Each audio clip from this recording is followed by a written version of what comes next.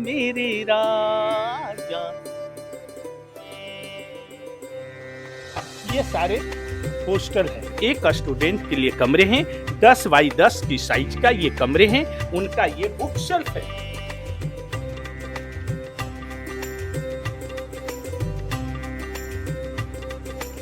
ईंटे का बोझ ये ईंटे लिए हुए हैं। ये क्लासरूम में आप खड़ी हैं। Hello friends, welcome back to Diksha Mata blog. कैसे हैं आप सभी? आई होप आप सभी अच्छे होंगे, मैं भी अच्छी हूँ।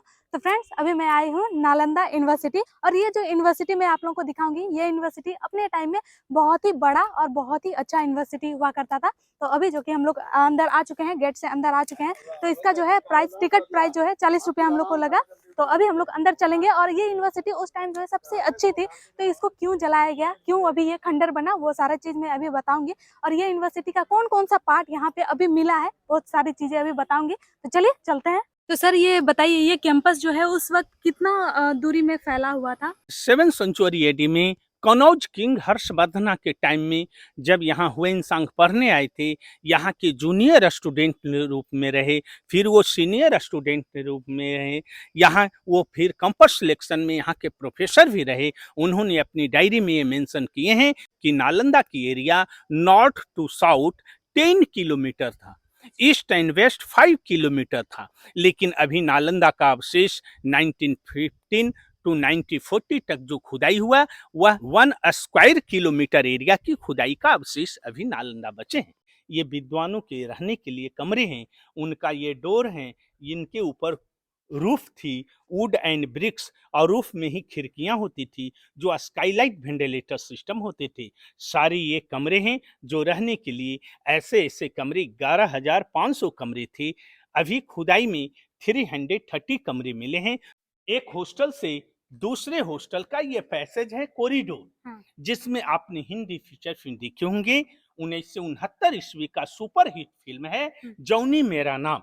वो फिल्म की गाना का शूट इस जगह का है, जिसके ऊपर पुलिस वो दौड़ रहे थे, नीचे वो गाना हुई। गाने का बोल याद आया होगा, ओ मेरे राजा, ओ मेरी रानी। ये दीवार आप देखिए, ये 1600 वर्ष पुरानी दीवार है जो सुरती चूने मिट्टी की बनी हुई है। मिट्टी की बनी हुई है? ये तो सारे मिट्टी का बिल्डिंग है, जो मिट्टी आप सामने देख सकते हैं। अच्छा। इन दीवार को काट कर ये डोर नए बने हैं, जिसके ऊपर सीमेंट की ढलाई नया है। लेकिन नई बिल्डिंग आज सीमेंट वाले सर टूट रहे हैं, लेकिन पुरानी ये मिट्टी वाली बिल्डिंग अभी कुछ नहीं हुआ, इसलिए बोले गए ओल्ड इज गोल्ड। ओके। तो पहले के टाइम के दीवार देखिए कि कितने मोटे मोटे होते थे, आप देख सकते हैं। ये चौड़ाई आप देख के पता कर सकते हैं कितना चौड़ा चौड़ा पहले का दीवार हुआ करता था। नालंदा की हिस्ट्री के पन्ने जब आप खोलेंगे तो मुख पन्नों पर यही फोटो नजर आते हैं जो नालंदा के मुख पन्ने पर रहते हैं। 3 सेंचुरी बीसी में सम्राट राजा अशोक ने ये स्तूपा को बनाए हैं। जो ये साइड में हॉस्टल है, हॉस्टल के आगे ऊंची ये प्लेटफॉर्म है, ये योगा प्लेटफॉर्म है। अच्छा। बुद्धिज्म में बताया गया है, बुक पढ़ने से नॉलेज नहीं होता है। बुक पढ़ने से पहले बच्चों को चाहिए योगा, ध्यान और साधना करने के बाद स्टडी करेंगे, ज्ञान ज्यादा। ये जो आप लोग देख रहे थे, ये योगा पॉइंट आप बोल सकते हैं, स्टूडेंट के लिए योगा करने के लिए ये सब बनाया गया था। बुद्धिज्म में बताया गया है योगा करने से छात्र हमारे स्वस्थ रहेंगे, मेडिटेशन करने से माइंड उनका फ्रेश होगा, और लास्ट में भगवान को आशीर्वाद लेकर ही पढ़ाई करने से ज्ञान आगे होगा। उस समय की ईंटों की ज्वाइन देखिए, ईंटों की कॉर्नर देखा जाए कि नालंदा की मिट्टी कितनी सुंदर।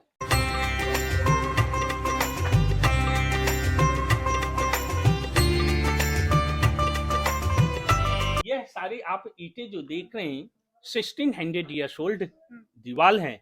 इन दीवार इतनी सुंदर आज क्यों है, आपका क्वेश्चन होगा। इसका कारण है कि विश्वविद्यालय की बिल्डिंग बनाने से पहले यहाँ की ड्रेनेज सिस्टम ये पुरानी मिली है। अच्छा, ये ड्रेनेज सिस्टम है ना? यह ड्रेनेज पुरानी है, लेकिन इसमें जो सीमेंट लगाए गए हमारी भारत सरकार की ये रिपेयर वर्क है।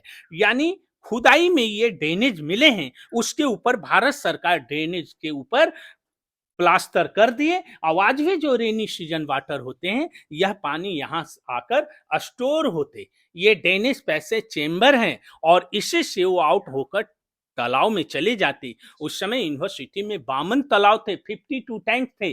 जो हॉस्टलों में कहीं टॉयलेट सुविधा नहीं होती थी, ओपन प्लेस होते थे जहां शौच क्रिया के लिए जाते थे। कुछ तालाब स्नान करने के लिए होते थे। उस समय की ड्रेनेज आज भी देखा जाए पुरानी कितनी अच्छी ड्रेनेज है। अभी हमारे ड्रेनेज में स्लैब सिस्टम होते हैं, लेकिन उस समय स्लैब सिस्टम नहीं होती थी। ये सारे हॉस्टल है जिसे अच्छा। पाली में मोनास्ट्री कहते हैं। माने मॉन्क हमारे जो यहाँ के स्टूडेंट के रूप में रहते थे, उन लोग का रहने का कमरा है। जो एक ब्लॉक में ऐसे कमरे 30 से 34 कमरे हैं। ओके। यानी 10 स्टूडेंट के कमरे होते, एक टीचर के कमरे होते थे। एक 10 लाइन में, एक रो स्टूडेंट में। हाँ। एक टीचर होते थे। अच्छा। इस तरह के ये चारों तरफ बने हुए हॉस्टल हैं। और इस हॉस्टल के आंगन में चलेंगे तो क्लासरूम देखेंगे।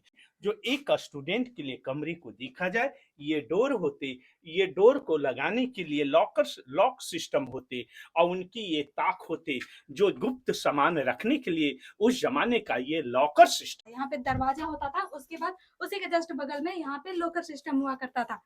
एक स्टूडेंट के लिए कमरे हैं जो 7वीं शताब्दी के लिए है। नीचे हम लोग देखिए वो 5वीं शताब्दी की कमरे थे। ये 7वीं शताब्दी की कमरे में दीवालों में विंडो नहीं होती, इसके ऊपर रूफ होती थी वुड एंड ब्रिक्स, और रूफ में ही खिड़कियां होते, स्काईलाइट वेंटिलेटर सिस्टम। यहाँ की छत सारी टूट गए हैं। जो एक स्टूडेंट के लिए कमरे हैं 10 बाई 10 की साइज का ये कमरे हैं। उनका ये बुक शेल्फ है। एक स्टूडेंट के लिए ये इतना बुक शेल्फ होते थे। आपका क्वेश्चन होगा इतना सा बुक में विद्वान कैसे? हाँ। तो उस समय ग्रुप डिस्कशन होते थे, इसलिए बुक कम होते, ज्ञान ज्यादा होता। डिस्कस अभी करके। के बच्चों को बुक ज्यादा होता है, ज्ञान कम मिलता है। तो यहाँ पे जो बच्चे लोग रहते थे, उन लोग का रोशनी का एक लाइट तो होना चाहिए पढ़ाई करने के लिए। वो घी का दीपक जलाते थे, इसलिए आपके इंडिया में उस समय घी का दीपक जलते थे। यह एक स्टूडेंट के लिए सेम कमरे हैं जो 7वीं शताब्दी की ये कमरे हैं। इस कमरे का हाइट भी देखा जाए, ये जो कमरे के ऊपर छिद्र है वो बेस होते थे। 2 लकड़ियां के बीच में छत होती थी और छतों में ही खिड़कियां होती थी। ये सब ईंटों में जो आग लगी हुई है ब्लैक ब्लैक, ये सभी जलने का पुरानी दाग है। ये हर एक हॉस्टल के आंगन जो होते, ये टीचिंग कार्य होता था। उस मतलब समय अभी का हम लोग। ये क्लासरूम में आप खड़ी हैं। अच्छा। जो क्लासरूम में ये ऊंची स्थान है, ये टीचर का स्थान हुआ। ये आपका सारे स्टोन, ये पिलर थे, ऊपर छत थी। वो अच्छा। टीचर वहां खड़ी हो जाते, छात्र यहाँ बैठते, आपस में ग्रुप डिस्कशन होता था। यहाँ 52 तालाब थे उस समय यूनिवर्सिटी में। जल पीने के लिए जल की सुविधा थी, क्योंकि जल ही जीवन है। वो जो आप गोल आकार देख रहे हैं, ये कुआं है। जो हर एक हॉस्टल में ये कुआं मिला है। ऐसे 53 कुएं थे। अच्छा, यहाँ पे पूरा ये में यूनिवर्सिटी में 10 53। किलोमीटर के एरिया में 53 कुएं थे। जो अभी आप एक कुआं को देखेंगे। यहाँ खुदाई के क्रम में जला हुआ चावल मिला है। जो सामने 2 कमरे आप देखेंगे, वो अनाज रखने का भंडारण है। अच्छा। वहीं से जला हुआ चावल मिला है जो म्यूजियम में रखे। ये उस समय का बौद्ध मंदिर को देखा जाए, यहाँ एक बुद्ध की मूर्तियां होती थी। इसके ऊपर रूफ होने से रूम अंधेरा होता, लाइट की व्यवस्था नहीं थी। लाइट के लिए क्या किए, दरवाजे पर 2 स्टोन रखे हैं। इस स्टोन का नाम है माइका स्टोन। माइका मीन्स अबरक होते हैं, चमकीली पत्थर है। इन पर एक कॉपर का प्लेट होते, और सूर्य का लाइट जब कॉपर पर आते, ये लाइट कमरे को प्रकाशित किए जाते। पहला तल्ला तो मैं आप लोगों को दिखा दी। अब आते हैं दूसरा तल्ला में। ये देख सकते हैं, ये है दूसरा तल्ला, जो कि दूसरे राजा ने बनाया था। राजा हर्षवर्धन ने ये दूसरी तल्ला बनाया था। और अभी मैं जहाँ पे खड़ी हूँ, ये उस टाइम में क्लासरूम हुआ करता था। यहाँ पे देख सकते हैं आप, स्टेज की जैसे बना हुआ है। यहाँ पे टीचर्स रहते थे और स्टूडेंट को पढ़ाते थे, और स्टूडेंट जो है वो नीचे में बैठ के पढ़ाई करते थे। तो पहले राजा लोग जो बिल्डिंग बनाते, वो बिल्डिंग में नाम नहीं लिखते। अच्छा। अभी हमारे एमपी विधायक लोग को विश्वविद्यालय बनाते हैं तो उसमें नेम प्लेट लगाते हैं। पहले के राजा लोग बिल्डिंग में राष्ट्रीय चिन्ह देते थे। कहीं खुदाई के क्रम में टाइगर अशोकन पिलर मिलता है, हम लोग समझ जाते अशोक काल की है। वैसे यहाँ से खुदाई के क्रम में गुप्त काल के सिक्के मिले। अच्छा। जैसे भी इंडिया के सिक्के में अभी अशोक स्तंभ है, उनके सिक्के में धनुष की सिंबल मिली है। जो धनुष की चिन्ह है, गुप्त राजकाल का चिन्ह है। यह लेयर को देखा जाए, इस आंगन में ये धनुष आकार का बना हुआ सेफ मिला है। हाफ दिखाई दे रहे हैं, ये प्रमाणित हो रहा है कि ये 5वीं शताब्दी की है। हाँ। ये 7वीं शताब्दी में ये स्तूपा का निर्माण हुआ, यानी ये आंगन ये 5वीं शताब्दी की है। जब हॉस्टल हमारा ऊपर हुआ तो ये 7वीं शताब्दी की आंगन है जहाँ आपने कुआं देखे, हाँ। और 9वीं शताब्दी की वो हॉस्टल है, हाँ। उसका ये आंगन है। ओके। ये 2 कमरे मिले हैं जो अनाज रखने का भंडारण है। अच्छा, ये कमरे। उस जमाने में दरवाजे में स्लैब सिस्टम नहीं होते थे, हाँ। ये ओरिजिनल दरवाजे हैं जो खिल सिस्टम के बने हैं। 2-2 इंची ईंटें बढ़ाते गए, सपोर्ट अच्छा। हो गए। आज भी इन कमरों को अनुभव किया जाए। नेचुरल एसी कमरे हैं, बिना कैरेंट का एसी कमरा है। और उस समय की रूफ देखिए, न इसमें कहीं पिलर है, न सपोर्ट है, न आयरन है। जब यहाँ खुदाई हुई तो यहाँ से जला हुआ राइस मिला। अगर कच्चा राइस रहता तो कीड़ा भी खा जाते, लेकिन जला हुआ राइस मिला है, इसलिए प्रमाणित हुआ कि यूनिवर्सिटी को 1200 ईस्वी में जला दिए गए। और वह जले हुए चावल मिले जो म्यूजियम में रखे हैं। यहाँ से चावल मिले, इसलिए स्टोरेज रूम है। आपका क्वेश्चन होगा, यह अनाज रखने वाला भंडारण गोल क्यों होते हैं? हाँ। सारे एफसीआई गोदाम वो गोल क्यों बनते हैं? हमारे घर में जो माँ बहनें लोग अनाज रखते हैं, वो पात्र भी मेरा गोल होता है। क्यों? कभी सोचें? गोल में होने से अनाज मेरी सुरक्षित होती है। अगर आप घर में चौकोर बर्तन में अनाज रखेंगे तो अनाज में नमी लगेगी, कीड़ा लगेगा, वो अनाज सड़ जाएंगे। अच्छा। क्योंकि जून जुलाई के महीना में जो हवा चलती है, हवा का काम है घूमना। बर्तन आपका चौकोर रहेगा तो कॉर्नर में गर्म हवा रुकेगी तो नमी बन जाएगी, जिस अनाज में कीड़ा लग जाएगा वो खराब होंगे। अब गोल बर्तन में क्या होता है कि हॉट विंडो अंदर आने के बाद हवा घुरकर ठंडा होता, नेचुरल हवा होने से अनाज सुरक्षित होती। अब आप स्वयं सोच सकते हैं कि उस समय हमारे इंडियन के पास इतना नॉलेज था, उन्होंने ऐसा रूफ ही और आर्च सिस्टम के दिए हैं कि गर्म हवा जो अंदर आ रहा है, हवा टकरा कर ठंडा हो रहा है, अनाज मेरी सुरक्षित हो रही। इसलिए ये उस समय के ओरिजिनल ये रूफ है। ये जो बनाया गया है इसमें एक भी पिलर नहीं है, तो ये सर कैसे टिका, कुछ उस टाइम का आइडिया? उस समय का इंजीनियरिंग की जो पढ़ाई होती है उसमें आर्च सिस्टम कहे जाते हैं। अच्छा। आर्च की जो पढ़ाई होती है उसमें ये दीवार उठाए गए हैं और इसमें ये 2 ईंटें हैं जो चाबियां का काम कर रहे हैं, जिस पर ये ईंटें टिके हुए हैं। ये ईंटें का बोझ ये ईंटें लिए हुए हैं। इस तरह से बीच वाली ईंट दोनों तरफ वजन ले रहे हैं। आर्च सिस्टम में हमारी ये बिल्डिंग जब कांपती है, लेकिन यहाँ लॉक लगे हुए हैं, ये जब तक नहीं निकलेंगे ये नहीं छत गिरेगी। इसलिए आज भी हमारी ईंटें, ये 1600 वर्ष पुरानी रूफ आज भी बची हुई है।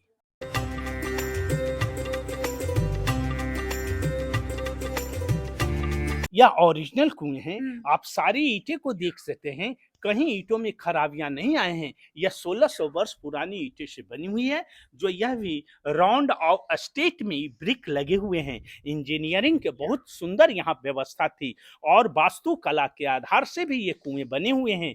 जो हर एक हॉस्टल के आंगन में ये कुएं होते थे जो जल पीने की सुविधा होती थी। इसकी गहराई 50 फुट है। ओके, तो सर ये कुआं के बगल में वो पत्थर क्या रखा हुआ है, कुछ आइडिया? ये पुरानी ये पत्थर हैं। हाँ। जो स्टोन, ये ग्रेनाइट स्टोन है। अच्छा। जो उधर हॉस्टल के पिलर थे, हाँ। वो पिलर का अवशेष यहाँ आकर रखे हुए हैं। ये सीढ़ियां आपके पर्यटकों के लिए विजिट के लिए बनाए गए अच्छा, हैं। बाद में है ना? बाद में अभी इसके ऊपर जाना भी अब रोक हो गए हैं। हाँ। 16 जुलाई 2016 से वर्ल्ड हेरिटेज साइट हुआ है। इसलिए हमारी गवर्नमेंट ऑफ इंडिया का मानना है कि पुरानी की अवशेष पर हम लोग अगर जाएंगे तो पुरानी अवशेष भी टूटेगा, हम लोग भी गिरेंगे। तो अभी हम लोग आ गए हैं 3rd फ्लोर में। जैसे कि मैं बता दूं कि ये यूनिवर्सिटी जो है 3 राजाओं ने मिलकर बनाया था। तो सबसे पहले जो है 1st फ्लोर जो कि नीचे में है, उसके बाद जो है 2nd फ्लोर बनाया गया था, वो दूसरे राजा ने बनाया था। उसके बाद जो अभी हम लोग जहाँ पे खड़े हैं ये है 3rd फ्लोर, इसे तीसरे राजा ने बनाया था।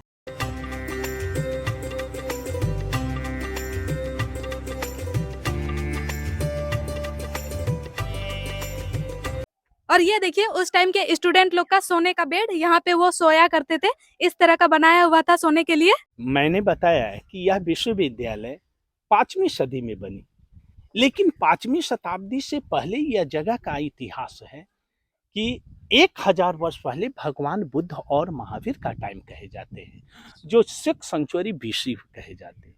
उस समय यह एक आम का जंगल था। अच्छा, आम का जंगल था ये? यह आम का जंगल था। यह जंगल ही जंगल थी इंडिया पूरे।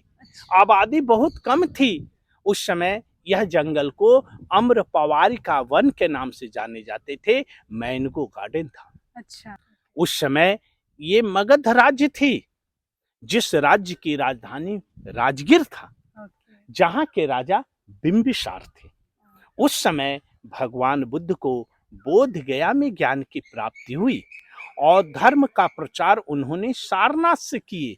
उस क्रम में यहाँ आया करते थे। तो इस जगह पर पहले भगवान महावीर भी आए, उसके बाद भगवान बुद्ध आए। दोनों समकालीन हैं। सिख सेंचुरी बीसी में दोनों का कथन एक ही है, अहिंसो परमो धर्म।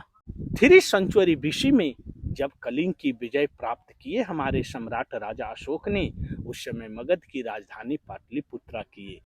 तो उस समय उन्होंने इंडिया से लेकर श्रीलंका तक 84,000 स्तूपा का निर्माण किए, जिसमें एक स्तूपा आप नालंदा में देख रहे हैं, जो सारीपुत्रा की स्तूपा है। तो सर ये स्तूपा के नीचे में कुछ कुछ बना हुआ है, ये क्या चीज है? यह स्तूपा के पास में जो आप देख रहे हैं राउंड है। ये कुछ आपका है, कुछ ये राउंड जो है, जो स्तूपा के कहे जाते हैं। हमने यहाँ 3 शब्द बोला जो आपको पाली शब्द है। एक बोले मोनास्ट्री, माने मॉन्क की रहने की जगह। एक हमने बोला टेम्पल, जहाँ लोग पूजा करते थे, उसे चैतियाज कहते हैं। और तीसरी है ये स्मारक, जिसे स्तूपा कहे जाते हैं। ये पाली शब्द स्तूपा है, यानी बौद्ध भिक्षुक जो यहाँ रहते थे, वो मर जाने के बाद उनकी डेड बॉडी को यहाँ मंदिरों के, अभी हम लोग हिंदू धर्म में क्या होता है, मरने के बाद लोग जलाते हैं और जली हुई अस्थियां को ले जाकर गंगा में परवा करते हैं। लेकिन बुद्धिज्म में परवा नहीं होती है, जो तालाब के किनारे उन्हें जलाए जाते थे। किसी कारणवश वे स्टूडेंट मरते, क्योंकि उस समय औषधि की कमी होती थी, जड़ी बूटी से लोग जीते थे। अगर कोई छात्र मर जाते थे, उनकी डेड बॉडी ले जाने के लिए लोग प्लेन हवाई जहाज नहीं थी, तो तालाब के किनारे जलाते थे और जले हुए अस्थियां को लाकर ये टेम्पलों के पास वाली जमीन को पवित्र मानते। वहीं उनकी स्मारक बनी हुई है, जो कोई छोटा है, कोई बड़ा है, कोई चौकोर है। ये चौकोर जो आप देख रहे हैं, कोई भी स्तूपा का जो बेस होता है वो चौकोर होता है, ऊपर जाकर राउंड होते हैं, जो स्तूपा के नाम से जाने जाते हैं। स्तूपा यहाँ 3 तरह के होते हैं। एक होता है धर्मचक्र स्तूपा, जो सारनाथ में है। एक होता है भोटी स्तूपा, जो ये चौकोर आप देख रहे हैं, जो भोटी स्तूपा है। इसका मतलब क्या? भोटी माने हुआ मनोकामना।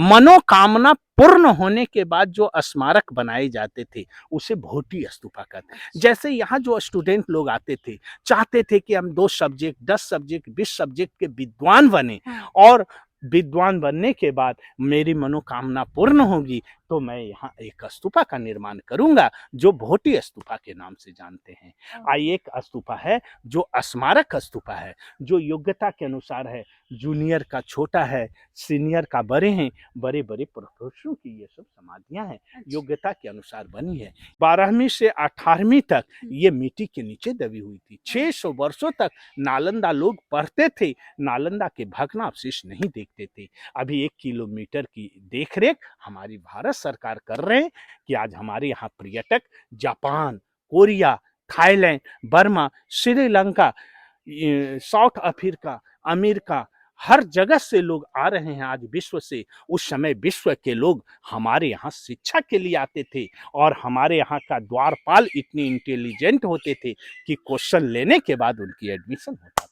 वह पवित्र भूमि को तो उस टाइम जो द्वारपाल थे, उन लोग ही मतलब चयन करते थे कि कौन स्टूडेंट यहाँ आ सकता है, उन लोग ही इंटरव्यू लेते थे। क्योंकि यहाँ का बोलबाल भाषा था पाली। तो पाली में उन्होंने क्वेश्चन करते थे। पाली के क्वेश्चन बताने के बाद वो सिलेक्ट करते थे कि यह स्टूडेंट किस डिपार्टमेंट का है, क्योंकि हर डिपार्टमेंट में 30 स्टूडेंट और 3-4 प्रोफेसर टीचर रहते थे। यह किस डिपार्टमेंट के लायक ये स्टूडेंट है, ये सिलेक्ट हमारे द्वारपाल करते थे। कौन कौन से सब्जेक्ट पढ़ने के लिए स्टूडेंट दूर दूर से आते थे? 108 सब्जेक्ट की यहाँ शिक्षा होती थी। अच्छा, यहाँ टोटल 108। ब्लॉक था। 8 अंक जो है बौद्ध धर्म में शुभ मानते हैं। जैसे भगवान बुद्ध ने अष्टांगिक मार्ग को अपनाए, इसलिए 8 अंक जो है बुद्धिज्म का प्रमाणित है। ऐसे हिंदुइज्म में भी 8 को ही प्रमाणित माने गए हैं।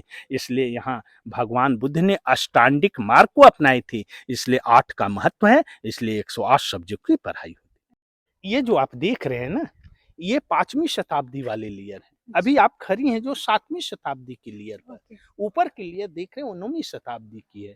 तो ये 5वीं शताब्दी की है जो गुप्त पीरियड वाले ये आंगन है। जिन आंगन में देखिए वो सीढ़ी के नीचे फूल धनुष यहाँ दिखाई दे रहा है। वहां हम लोग हाफ धनुष देख रहे थे, ये फूल धनुष मिला है। इसी से प्रमाणित होता है सर ये बिल्डिंग गुप्त काल की है। इसके ऊपर लेयर हम लोग जहाँ खड़ी हैं, ये कंक्रीट वाली लेयर ये हर्षा पीरियड वाले हैं सेकेंड, और थर्ड गुप्त पाल पीरियड वाले हैं जिसमें छोटे छोटे ईंटें हैं। ऊपर जो हॉस्टल में लोग रहते, ये सीढ़ी के सहारे ये नालंदा के मेन मंदिर को देखते थे। ये नालंदा जब ढकी हुई थी तो यह नालंदा ऐसा था। अच्छा, जब ढकी हुई थी तब देखिए ये साइड नंबर 3 आपने ये देखा। हाँ। जो खुदाई के बाद, खुदाई से पहले जब अंग्रेज आए थे 1919 एंड 20 में, तो ऐसा नालंदा का ये अवशेष ढकी हुई थी। हम या आप ऐसे टीले को देखेंगे तो नहीं माने कि इतनी बड़ी अवशेष इसके नीचे है। लेकिन ये आर्कियोलॉजी ब्रिटिश का देन है कि आज हमारे नालंदा को ये इस तरह के टीले को हटाकर ऐसे नालंदा को निकाले। ये जो कुछ सीढ़ियां जैसे बनी हुई है ऊपर जाने के लिए, सर ये क्या है? ये स्तूपा का मेन पोर्शन जो है, आगे का पोर्शन है जो यही है। नॉर्थ की ओर इसकी सीढ़ियां हैं। अच्छा। यह स्तूपा सम्राट राजा अशोक ने बनाए थे। जब 5वीं शताब्दी में ये कुमारगुप्त राजा, जिसे इंडिया को गोल्डन पीरियड कहे जाते, उस समय जब ये यूनिवर्सिटी स्टार्ट हुई, उस समय का उधर हम लोग हॉस्टल देखे, छात्रावास, उसके जस्ट सामने ये टेम्पल बनाए गए थे। अच्छा। वहाँ जो सामने जो मूर्तियां देख रहे हैं वो 5वीं शताब्दी की है। सूर की चूना मिट्टी टेराकोटा का बना है, जिस पर जाने के लिए फर्स्ट सीढ़ियां जो देख रहे गुप्ता पीरियड वाले हैं। 200 बरस बाद दूसरे राजा हर्षवर्धन आए तो इसके ऊपर वो टेम्पल बनाए। उस पर जाने के लिए सेकंड सीढ़ियां का निर्माण किए। थर्ड राजा आए पाल डायनेस्टी, तो इसके ऊपर जाने के लिए थर्ड सीढ़ियां का निर्माण हुआ। ये नालंदा के ऊपर 80 फुट ऊपर एक बुद्ध की मूर्तियां थी, जहां लोग सीढ़ियां चढ़कर लोग जाकर साधना और ध्यान करते थे। मतलब सबसे ऊपर में, सबसे टॉप में कमरे बने हुए हैं। वहां बुद्ध की मूर्तियां जो प्राप्त हुई म्यूजियम में रखे हैं, लेकिन बुद्ध की आसन ऊपर भी है। हम लोग जनवरी 2000 तक ऊपर गए हैं। अभी ऊपर के जाने से ये पर्यटकों का बंद है, नहीं तो हम लोग इसके ऊपर भी जाने के बाद पूरे नालंदा का व्यू नजर देते। अच्छा, ओके। तो मूर्तियां नष्ट हैं। जब ये नालंदा की सीढ़ियां 9वीं शताब्दी वाली मिली, इसको जब खोदे गए तो ये 7वीं शताब्दी का अवशेष मिला। इसको जब खोदे गए तो ये 5वीं शताब्दी की मिली। इसके नीचे और भी खोदेंगे तो 4 बिल्डिंग मिलेगा नीचे में लेकिन नीचे खोदने के बाद बिल्डिंग अवशेष टूट जाएगी। इसलिए हमारी डिपार्टमेंट खुदाई काम बंद रखे हैं। यह नालंदा का मेन मंदिर है। हिस्ट्री के पन्नों में यही फोटो रहते। जौनी मेरा नाम फिल्म में भी इसको देखे होंगे, कहीं भी पिक्चर देखेंगे वर्ल्ड हेरिटेज साइट में यही नालंदा आपका मेन पिक्चर आता है। इन मंदिरों के पीछे ये सारे स्तूपाएं हैं। जैसे हम लोग उधर स्तूपा देखे, वैसे ये सारे स्तूपाएं हैं। ये सारे स्तूपा हैं। जो इस डिपार्टमेंट का ये टेम्पल है, उसकी ये स्तूपा है। अच्छा, सभी डिपार्टमेंट का अलग अलग स्तूपा है। वो हॉस्टल जो देख रहे हैं वो अलग डिपार्टमेंट। अच्छा। उसकी वो टेम्पल है, उसके आगे स्तूपा बनी है। अच्छा। वो हॉस्टल के सामने वो टेम्पल है। वह टेम्पल 4 कोने पर छोटी मंदिर बनी, एक बीच में मंदिर है। जब नालंदा ये ढकी हुई थी, उसी तरह मिट्टी के लेयर में ये नालंदा थी। कंप्लीट सोचा जाए इस लेयर में मिट्टी का हिल था। इतना मिट्टी को अंग्रेजों ने हटाए, जो लोहे के औजारों से नहीं, लोहे के ब्रश से हटाए गए। लोहे के ब्रश से जैसे आप दांतों की सफाई करते हैं सुरक्षा से, वैसे ब्रश से हटाए गए। इसके नीचे जो भी मेटल स्टैचू बुद्धा मूर्ति थी, वो सारी मूर्तियां जो मिली है वो म्यूजियम में रखे। चिंता किया जाए, जब उधर लोग रहते होंगे, इधर पूजा करते होंगे, वो डिपार्टमेंट का वहाँ उस डिपार्टमेंट ऐसे 108 डिपार्टमेंट थे। अच्छा। अभी आप लॉन्ग ट्री तक 11 डिपार्टमेंट देख रहे हैं, जिसके आगे मैप को हम लोग चल के देखें। या हम लोग नालंदा के जो मैप देख रहे हैं, ये नए मैप हैं जो सीमेंट की बनी है। जो हमारी 1 स्क्वायर किलोमीटर एरिया की कंपास है, उसी की बनी हुई प्लान है। इस प्लान के आधार से हम लोग अभी यहाँ से प्रवेश किए थे। शुरुआत में ना, शुरुआत में जो गड्ढे वाले आपने रूम देखा, हाँ। ये गुप्ता पीरियड वाले कमरे थे। अच्छा। फिर इस गलियारे से हम लोग आए और ये हॉस्टल में गए, जहां स्टूडेंट छात्रावास को देखे थे, और इनके आंगन में गए तो एक बौद्ध टेम्पल देखे, जहां माइका स्टोन लगे हुए थे, जिसमें बुद्ध की प्रार्थना लोग करते, और उनकी आंगन में टीचिंग का कार्य होते। लेक्चर स्टैंड हम लोग देखा, और ये बौद्ध स्तूपा देखे। उसके कॉर्नर में हम लोग कुआं को देखे, और 2 अनाज रखने का भंडारण देखे। जैसे इस डिपार्टमेंट देख रहे हैं, चारों तरफ रहने का, बीच में क्लासरूम, उसी तरह ये ऑल द 11 डिपार्टमेंट मिले हैं जहां लोग रहते पढ़ते थे, उसे मोनास्ट्री कहे जाते थे। तो इस हॉस्टल का ये मेन मंदिर है, जो बौद्ध स्तूपा के नाम से जाने गए, जो सारिपुत्रा की स्तूपा है। भगवान बुद्ध के परम शिष्य सारिपुत्रा की यहाँ स्तूपा नालंदा में है। अभी हम लोग देखे सामने में। हिस्ट्री के पन्ने जब उल्टेगा तो सबसे पहले यही फोटो नजर आते हैं, सारिपुत्रा स्तूपा। यहाँ जो हॉस्टल में रहते, ये मंदिर में पूजा करते। इस डिपार्टमेंट का ये मंदिर है, इस डिपार्टमेंट का ये बौद्ध टेम्पल है, इस डिपार्टमेंट का ये टेम्पल है, इस डिपार्टमेंट ये टेम्पल है, ये डिपार्टमेंट टेम्पल है। मतलब हर एक डिपार्टमेंट का अलग अलग टेम्पल है। हर बच्चों के लिए धर्म की शिक्षा होती थी, इसलिए यहाँ धर्म की शिक्षा सिखाए जाते थे और यहाँ धर्म कराए जाते थे। जो भगवान बुद्ध की पूजा करेंगे महायान में, वही यहाँ स्टडी करेंगे। इसलिए सारे ये मंदिरों में जो पूजा मिली है, उसे पाली शब्द में स्तूप कहते हैं, चैत्याज, जहाँ लोग टेम्पल कहते। यहाँ से सारे स्टैचू को टूटी अब मिला है, टूटा फूटा, जो अपोजिशन म्यूजियम में रखे। ये सारी बिल्डिंग जो देख रहे हैं, ये टेम्पल लाइन है। ये सारे बिल्डिंग देख रहे हैं, हॉस्टल लाइन है। इस प्लान के आधार से देखा जाए, अभी हम लोग यहाँ आकर खड़ी हैं। तो जैसे आप इधर कमरे को देखें, इच्छा हो तो ये सब ब्लॉक को भी आप विजिट कर लिया जाए, एक जैसे सेम मिला है। फिलहाल अभी हम लोग इस साइड में है ना? ये टेम्पल देखने के बाद मतलब हम लोग अभी आ गए हैं यहाँ पे। जी जी जी। तो यहाँ 3 लाइब्रेरियां थी हुएनसांग की डायरी के अनुसार, अभी एक भी नहीं मिले। 4 दरवाजे थे, एक भी नहीं मिला है। इसी रास्ते से आपको वापस जाने का रास्ता होगा, कहीं से भी फोटो बनाकर से यहीं से। यहाँ से पढ़ने के बाद कोई सर्टिफिकेट नहीं मिलता था। अच्छा। अभी आप कहते हैं कि पढ़ने के बाद मुझे मार्कशीट दो, लेकिन उस समय कोई सर्टिफिकेट नहीं दिए जाते। ज्ञान धर्म का जो प्रचार करते, वही उनकी सर्टिफिकेट थी। इस जगह का नाम नालंदा है, 2 अक्षरों के मेल से बनी, नालम प्लस दा। नालम मीन्स होते हैं लोटस फ्लावर, कमल का फूल, वो ज्ञान का प्रतीक होता है। दा मीन्स दान देना, जो ज्ञान को दान दे, वो प्लेस ही ये नालंदा है। तो सर, ये तो यूनिवर्सिटी थी, ये तो शिक्षा प्राप्त करने की जगह थी, तो इसको क्यों जलाया गया था? ऐसे इतिहास है। यहाँ 12वीं शताब्दी यानी 1197 को बख्तियार खिलजी ने, अफगानिस्तान के रहने वाले थे और उनके दिल्ली के शासक अलाउद्दीन खिलजी थे, उनके ये सेनापति थे। यहाँ से 40 किलोमीटर दूरी एक जगह का नाम है बख्तियारपुर स्टेशन। अच्छा, बख्तियारपुर स्टेशन अभी स्टेशन के नाम से जाने जाते। उस समय वो विश्राम कर रहे थे वहाँ, बख्तियार खिलजी, और उनकी अचानक तबीयत खराब हो गई। उनके साथ हकीम चल रहे थे, हकीमों की दवा दी गई, लेकिन उससे वो ठीक नहीं हुई। किसी लोकल लोग ने सलाह दिया कि बगल में ही बौद्ध विश्वविद्यालय नालंदा है, जहां औषधि की बहुत सुंदर उपचार होते हैं। 10,000 1,500 टीचरों की व्यवस्था होती है, इसलिए आप शायद वहां जाएंगे, वहां की औषधि खाएंगे तो आप ठीक हो जाएंगे। इस ख्याल से उन्होंने बोला कि मैं अपने हकीमों की दवा खाता हूं, परंतु मैं बौद्ध धर्म का दवा नहीं खाऊंगा। क्या चीज था कि वो यहाँ के दवा नहीं खाना चाहते थे? वो अपने धर्म के हिसाब से ही वो खाते थे। अच्छा। दूसरे धर्म की दवा नहीं खाते थे। जब उनके साथ हकीम जो दवा देते थे, उसका उपचार वो करते थे। अच्छा। खाते थे। लेकिन यहाँ की दवा खाने से वो परहेज की। लेकिन किसी ने सलाह दिया कि बौद्ध धर्म में है हीनयान, महायान और तंत्रयान है। आप शायद वह विश्वविद्यालय में जाइए, हो सके आपको तंत्र मंत्र से आपको ठीक कर दिया जाए। यहाँ के औषधि के सबसे बड़े आचार्य का नाम था राहुल भद्र। राहुल भद्र जी औषधि के विद्वान थे। उनसे मिले, उन्होंने सलाह दिया कि हमारे यहाँ आपकी ऐसी बीमारी है, बिना दवा खाए हुए आप ठीक नहीं होंगे। कहीं मुझे आप बौद्ध धर्म की दवा खिलाएंगे, इसलिए आपकी दवा हम नहीं खाएंगे, हम अपने हकीमों की दवा खाते हैं। उन्होंने भलाई के लिए सोचा कि अब बख्तियार खिलजी मेरी बात नहीं मान रहे हैं तो इनको भलाई किया जाए।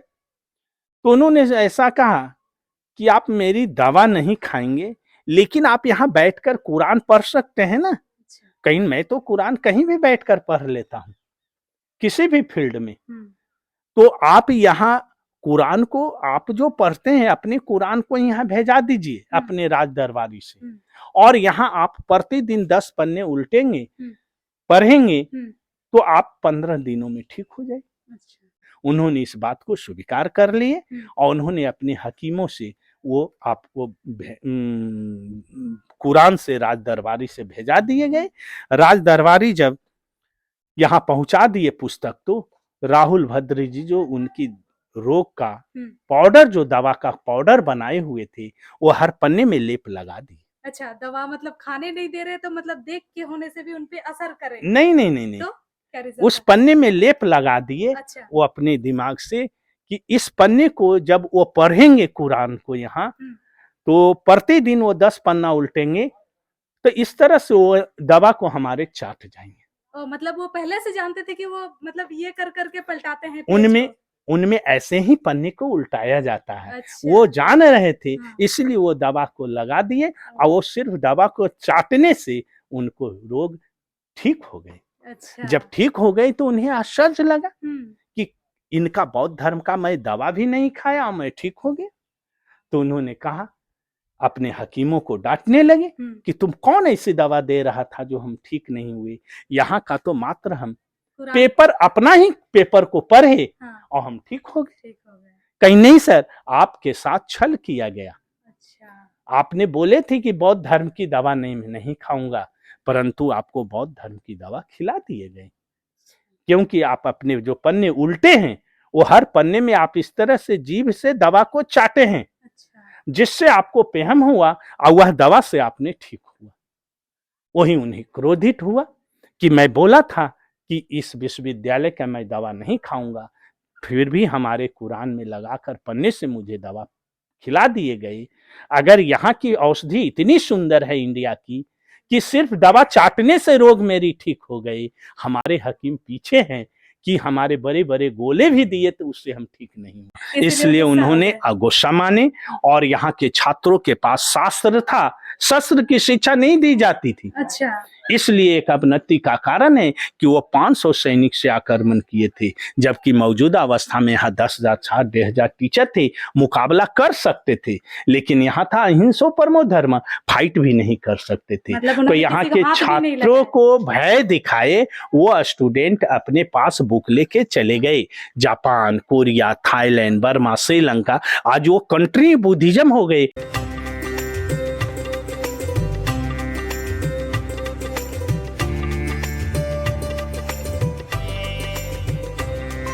तो यही था नालंदा यूनिवर्सिटी का अभी का हालत, जो कि एक टाइम में विश्व का सबसे बड़ा और सबसे अच्छा यूनिवर्सिटी हुआ करता था। उस समय देश विदेश से बच्चे यहाँ पे पढ़ाई करने के लिए आते थे। इस यूनिवर्सिटी को जलाने के कारण, इसके लाइब्रेरी को जलाने के कारण भारत को जो नुकसान हुआ है उसकी कल्पना हम अभी नहीं कर सकते।